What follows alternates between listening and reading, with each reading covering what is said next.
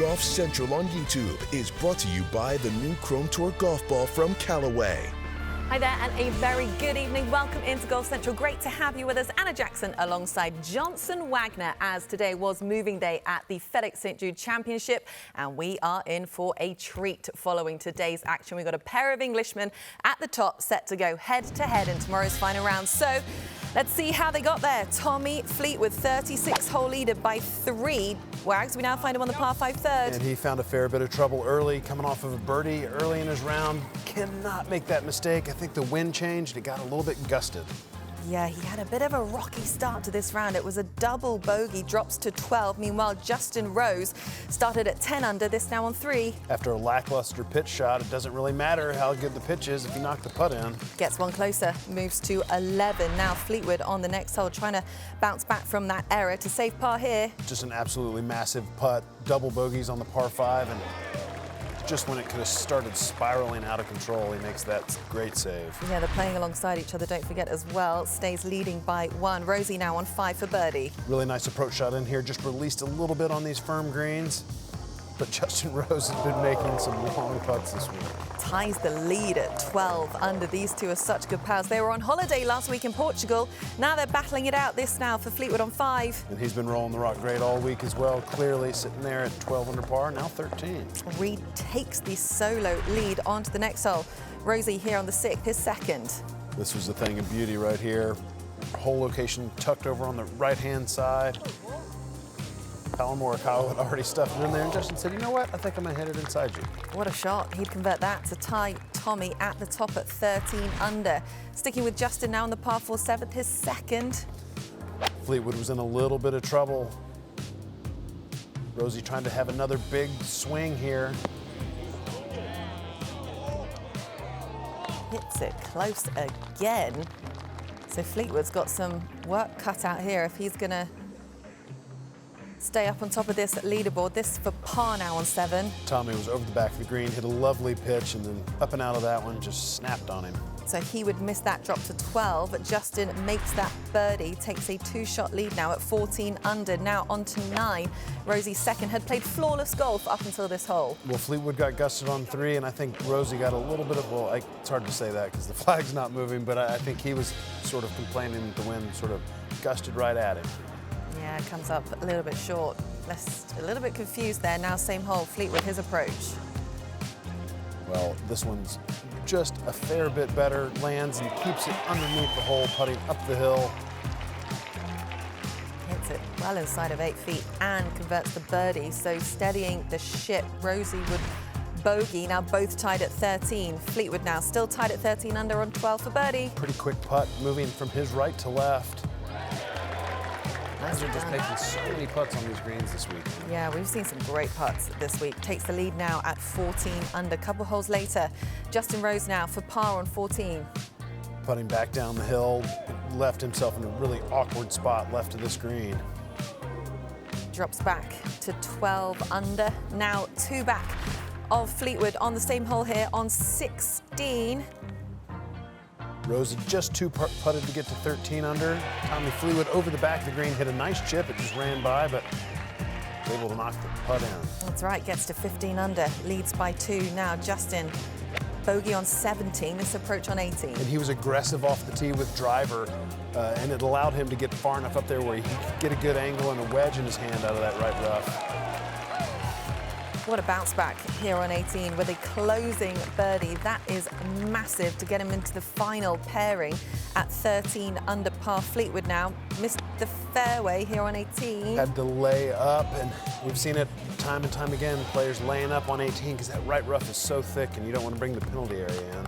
That was the first fairway that he'd missed all day as well. He bogeyed 18 yesterday, and he would ultimately drop a shot there as well. So Tommy Fleetwood right now still just holds on to the solo lead through 54 holes, but by a fine margin. His good friend in Justin Rose trails by 1. And we're going to get to the man who sits in solo third in a little bit. Scottie Scheffler breathing down their necks. He is 2 back of the lead, so that really is a very, very minor setback. All right, well, let's hear from our 54-hole leader, Tommy Fleetwood. Tommy, I want to go to early in your round on the par 5, and you stood over a ball. We have to. Well, I just want to get your take on it and how you were able to process all that and then maybe move on from that. Yeah, it was a bit of a kerfuffle, that hole, really. Tee shot was good. Second shot wasn't that bad of a golf shot, my second shot, but it's a really bad shot to be hitting it in the water.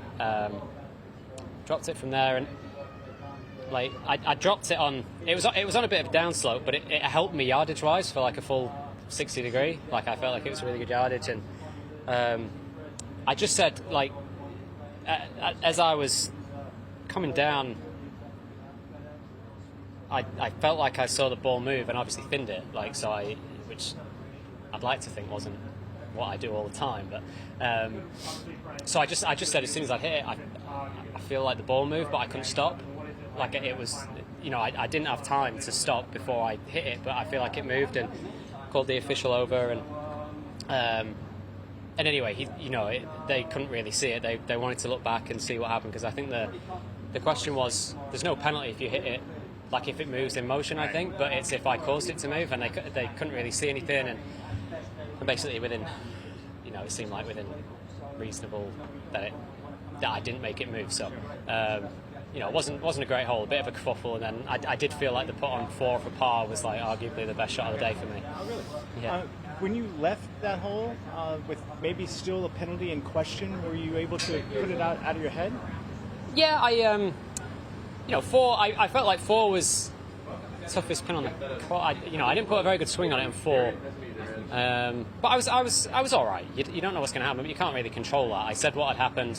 There's nothing I wasn't able to do anything about it from there. It's just that you have to get on and continue with the round, really. So no, I was completely fine. Like I said, I felt like 4 was a really big putt. Yeah. I was really happy with how I sort of stayed in the moment and put a good read and a good stroke on that and hold it. And then birdied 5. Well, it was a good tee shot on 5, and then the official came and he said there was no penalty. So it was like good to go from there. But no, I felt fine. Like what had happened had happened. Like what are you going to do? Let's look ahead to tomorrow. I know how important it is for you to win on the PGA Tour. What do you hope to be committed to in this final round? I just, I'm really excited about the opportunity again. I think, Travelers was the last time I was in contention, and it didn't go my way. I felt like I played well that day, and I was sort of in control of the tournament for the most part. And yeah, it hurt coming off. But I said at the time, best possible scenario is I can put myself in that situation again as soon as possible, and we'll just have a go again. Like, whether it is my day tomorrow or not, for me, being in that position is key, really, and that's the key to obviously getting over the line and winning on the PGA Tour. So, it's no doubt about it. Like, haven't done it yet. It's been a long time. It's taking longer than I probably thought or people thought, but go back to it. It might not happen tomorrow. It might not happen the next time I'm in contention. But being there is the important thing, and I get to test myself against the best players in the world, and I'm just really excited for the opportunity. Well, it's a huge day tomorrow for Tommy Fleetwood, arguably the best player out there on tour right now, yet to break through with a W. This is his 162nd PGA Tour start. Of course, we know he's had the 6 runner-up finishes, 2 of which coming in majors. His most recent runner-up at the Travelers, where Keegan Bradley just stole it for him on the 72nd hole. 5 third-place finish, 42 top 10s, by the way. And right now, he is 0 for 2 in 54-hole leads. Will that all change tomorrow? Well, we know that he will be a very, very popular winner if he can make it happen.